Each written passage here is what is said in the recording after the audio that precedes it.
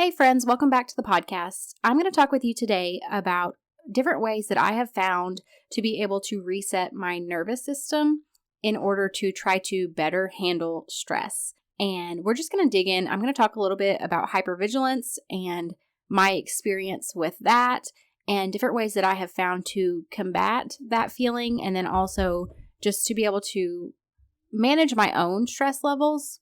And this has helped me to be able to find healing with health issues that I have had, because what I realized was that chronic stress and being in that chronic sense of fight or flight was making my health issues significantly worse. So we're going to go ahead and just get started with that. Welcome to the Special Kind of Motherhood podcast. This podcast is for moms who are parenting differently abled children. Maybe you desire to switch to a more natural lifestyle to improve your family's health, but you have no idea where to start. You're longing for more routines and time, but every time you try to implement those tips that you've spent hours researching, you realize that they don't work for your family dynamics. Hi, I'm Ashley. In this podcast, we will focus on implementing routines, switching to a more natural lifestyle, and uprooting those old mindsets that are keeping you stuck, so that you can plant yourself firmly in the truth that Jesus offers you. Our focus will be on creating small, customizable changes that will build upon one another over time to create real impact in your life. If you want to hear from a mama who has been raising several children with special needs and who knows how important it is to do this in a way that's sustainable and that doesn't add to your overwhelm, then this is the podcast for you. Pop in those earbuds, reheat that coffee for the third time, and let's go. I do want to mention really quickly that there are a few different signs that you can look for. There are obviously more than what I'm going to list, but these are just a few that I have experienced. These are signs that you're looking for that possibly your nervous system is just overstimulated and you really need to work on resetting it. And so a few of those things would be like if you're constantly feeling anxious, and maybe it's not about a specific thing, it's just kind of that constant feeling of anxiety and like you're tense and you're on edge. Another thing would be if you struggle to sleep, if you're having insomnia, your body just cannot relax and rest at night. And then also if you notice that you startle very easily. So someone just walking up behind you just causes you to jump much more easily than it would someone else. That could also be a sign of it. And then also if you struggle to sit still. So if you feel like you can't actually sit and relax, or you feel like you always have to be doing something, these are a few of the things that could be a sign. Obviously, some of these things could be signs of other things as well. However, you can evaluate yourself and see if you feel like that could be possibly what's going on. Okay, I want to talk a little bit about what I have experienced, and it's a word that actually really resonates with me, and that's the word hypervigilance. And it's something that I have really experienced in my motherhood because I have children who are not risk adverse at all. They really don't understand that certain things can be dangerous. And so they are also sensory seekers. So they love to climb, they love to jump. If I give them an opportunity, they will run away from me, in a busy place. So what I have found is that I really was experiencing that feeling of having to be hypervigilant because I was constantly afraid that something was going to happen to my children. And one way that we have kind of combated that was we have created different safety measures in our home. We have a privacy fence around our property, and we have different types of locks and things like that to help make sure that our children are safe. And so that is obviously one way of dealing with it, but it doesn't necessarily deal with that feeling of like, oh my goodness, I constantly have to be on alert for something to happen. Because obviously even within our home and within the safety measures that we have set, something can still happen. So I had to figure out a way to essentially help my body to be able to settle, to calm down, to feel safe. And I have found just a few different ways that have really helped me with kind of resetting my nervous system. We're going to talk a lot today about the vagus nerve. The vagus nerve is the main nerves that make up your parasympathetic nervous system. And so it's responsible for things like digestion, things for like regulating your immune system, and also regulating your heart rate. So a lot of these things that I'm going to share today actually work on stimulating your vagus nerve, so that your body can come out of fight or flight and come into that state of rest and digest. I'm just going to go ahead and get started with them. The first thing I would say is deep breathing. And with this specifically, in order to stimulate your vagal nerve, you actually need to do diaphragmatic breathing. And so this is where you're actually breathing from your diaphragm. So what I like to do is actually lay my hands on my abdomen whenever I breathe in. And then I want to make sure that it's my abdomen that is raising whenever I take that deep breath in and not my chest, because I want to be breathing in from there. So I love to do that. And then what you also want to do when you're doing diaphragmatic breathing, in order to help to stimulate your vagal nerve and then also to calm your body, is you want to make sure that you are exhaling longer than you are inhaling. That's actually going to help your body to come into that relaxed state. So I love to do even 30 seconds to a minute of diaphragmatic breathing can make a world of difference in your body and in being able to just be able to cope with stress. It's helping your body to realize it's safe. It's coming out of that fight or flight. And then you're able to, a lot of times, if you're getting very stressed and overwhelmed while dealing with parenting your children and things like that, it's going to just help you to calm down enough where you can really come at the situation from a more calm and reasonable point of view. The second thing that I like to do is a pose called legs up the wall. I do want to take a moment and just say I'm not really into new age types of things. That's not something that I practice in my home. And so I know a lot of times with yoga that can really fall into new age types of things. However, this is something that I have found. I'm not doing yoga. I'm actually doing this specific pose.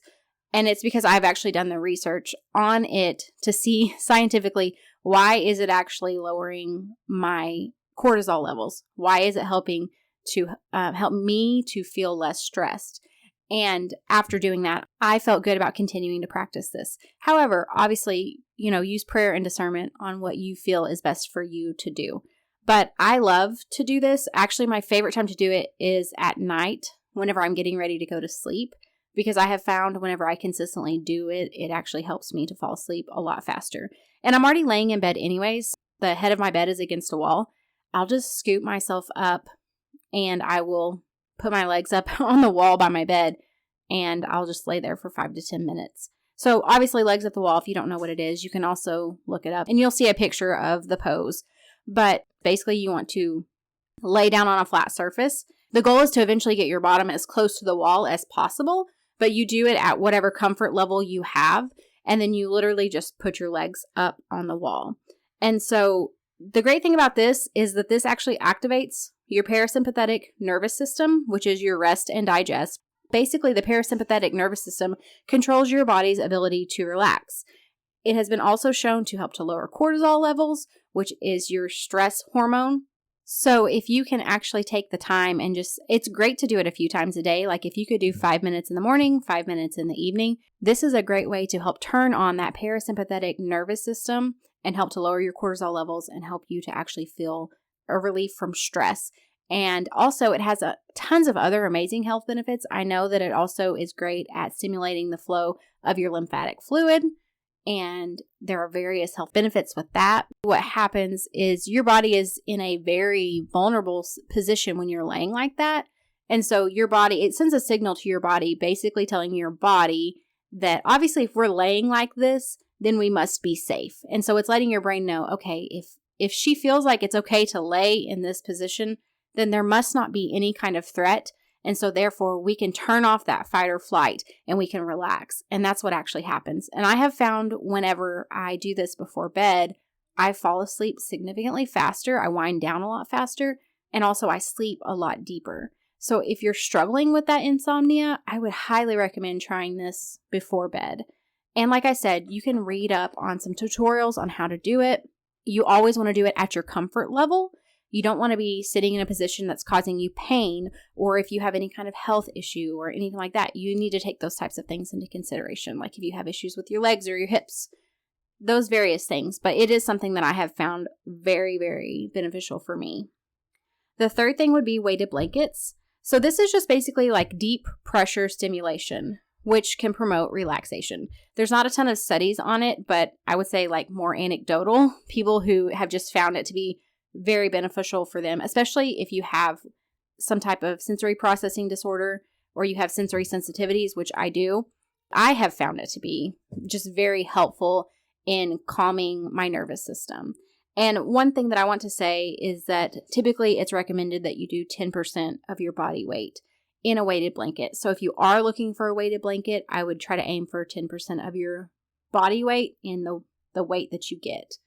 But it's something that I also use with my kids. I have some kids who love it and who really sleep a lot better and who will fall asleep faster whenever we use it with them. And then I have other kids who really don't like blankets, so they don't tolerate it that well. I do think it would be helpful for them if they could tolerate the blankets, but they just don't like blankets. So that's also a great tool to use for your children if you're not already. We've also used weighted vests and different things like that. But I do love the weighted blanket, even for myself and my husband both, not just for our children. It is a great tool for your kids too. For number 4, I would say laughing. Just making time to laugh every single day. We have the entire internet now. We can find videos and things like that that make us laugh. Doing something fun with our kids that makes us laugh. We can finding opportunity every single day for something that makes us laugh. One thing that I like to do is dry bar comedy. I like them. I feel like I've not seen anything that's not clean from them. I'm not saying it's not out there, but I've never seen it. So even if I'm like, I don't know, I feel like I need a good laugh, but I don't really know of anything, then I will just go look up dry bar comedy videos on YouTube and watch those and laugh. It's a great stress reliever. It's just going to boost those feelings of happiness and just help you to be able to relax and enjoy your day. 5 for me would be getting out in nature. Specifically, if you can combine walking, which is also great at managing stress levels. If you can combine walking out in nature, that is a great way to reset your nervous system. And then to go along with that would be number 6, which is gardening. And I personally have found this to be an immensely helpful stress reliever. And I am going to do a little bit more of an in-depth podcast on mental health and physical health benefits of gardening. And it has been shown to improve anxiety and depression as well. Getting out in the sunshine is amazing for you. You're getting that natural vitamin D from the sun. And you're also getting into, especially if you're gardening, you're getting into the soil, you're exposing yourself to the microbes and that. It has such amazing health benefits. And then also you're just getting to enjoy the beauty of nature. When we are parenting our children, a lot of times we just lose our own hobbies and our own interests because we are so focused on helping our children. And so that is one thing that I have found to be so helpful for me is starting with gardening is because I was able to pick up a hobby that I love, that I also found beneficial to my physical and mental health, that I also could include my kids in on, and that they're starting to get a love for that as well. And there's just been so many different benefits to it. Obviously, we're getting a better quality food.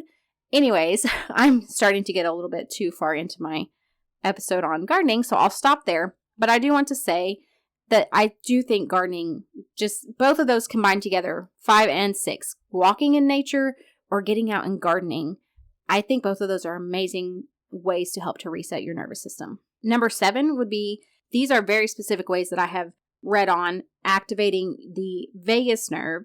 And basically your vagus nerve is going to counterbalance your fight or flight. So we want to try to activate that so that we're coming out of that fight or flight. So a few things that have been proven to activate or stimulate your vagus nerve are things like singing, like humming, doing that diaphragmatic breathing that I talked about, and also gargling. All 4 of those things actually activate your vagus nerve. So it's extremely beneficial. Just walk around and start humming a song, singing with your kids.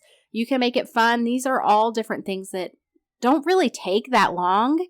It's just about being intentional about actually doing them. And then number 8, which is the last one, I would say is reducing screen time. I've done an episode, I believe it was episode number 14, and I talked about screen time and the effects it has on our children. But the reality is a lot of those same things, it has the same effect on us. So it tends to be extremely overstimulating. It tends to increase cortisol levels. It tends to make us feel typically like most of us don't scroll social media and get off and feel less stressed and feel relaxed and happy with our lives. That's just not the reality. I'm not saying it doesn't happen occasionally, but it's not going to be your typical experience with it. So it can just be very overstimulating as well. The lights on our phones, the blue lights on our phone can be very overstimulating, which I do think in episode number 15, I shared a hack for how to get the blue light off of your phone, put your phone in grayscale mode. And I did share that, which is helpful for me as well. But in general, too much screen time, I have found for me personally, if I have too much screen time, I am very overstimulated and I'm very overwhelmed. And I've had to really pay attention to different signs in myself, but I have realized and kind of put that correlation together. So if you find yourself feeling constantly overwhelmed and overstimulated, almost like touched out, and like you're just like right on the edge of like, you're just constantly nervous, or you just feel right on the edge, like wound up, I would honestly try to limit screen time and see if you notice a correlation with that. And, especially also if you're dealing with insomnia and then you're using screens, especially if you don't have it on grayscale or you don't have blue light blocking glasses and you're using screens in the evening and then you're struggling to sleep, it's very possible that that is contributing to your inability to sleep because that blue light is suppressing your melatonin levels. So for me, that's something that I really have to pay attention to. So that is all that I have, those 8 different ways that I have found to be helpful in just resetting my nervous system and helping me to overcome and handle stress. And like I said, that feeling of having to be hypervigilant, of feeling like we're constantly battling for our kids, the thing we have to realize is that it is not helping anyone around us for us to be in a chronic state of fight or flight. It is not helping our children for us to be stressed out and overwhelmed. And the thing, we really can make an effort to do like small things. Like I said, doing the diaphragmatic breathing. If you could take 2 minutes a day, do it for 60 seconds in the morning, 60 seconds at night. The legs up the wall, you could do it it would take you 10 minutes a day, 5 minutes in the morning, 5 minutes at night. Going out and gardening or on a walk if you struggle with your schedule, and including your kids in this with you. There are just different ways that you can get creative and just start doing it. And like I always say, I don't recommend doing all 8 of these at the same time. Don't start all 8 of them at once because you're never going to stick with it. But maybe you pick one thing and you start with that and you get consistent with it, and then you add in another, and then you add in another. That's what I have found to be very helpful for me. I understand we're already stressed out, overwhelmed. The idea of like, oh, I need to implement these 8 things in my life so that I can feel less stressed. That's not going to work for us. That's just going to leave us more stressed. So pick the one that feels like it's the most doable for you and just start doing that one. I have found for myself, whenever I'm very consistent with at least doing a few of these things, I just feel so much more relaxed.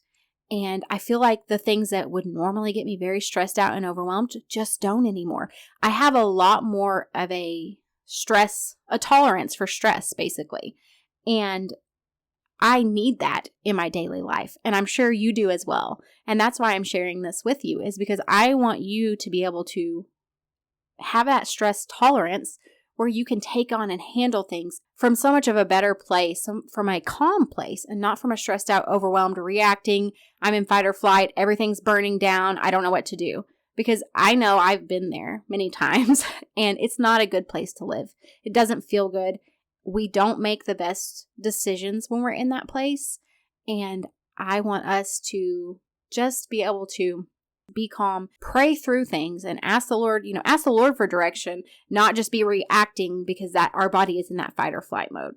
So I hope this was really helpful for you. If you are planning to do one of these, you're going to start with one of them this week, please share with me what it is. You can DM me on Instagram, you can find me over on Facebook, or you can email me. All of that is linked in the show notes below, and I can't wait to talk to you guys next time. Hey, before you go, if you found value in today's episode or you learned something new, would you take a minute to share with someone else that you know would be blessed by it? I would also love it if you would leave me a review. This lets me know that you're enjoying the show, and I love hearing from you. You can connect with me further over on Facebook or Instagram. Until next time, rejoice in hope, be patient in tribulation, and be constantly in prayer. Romans 12:12.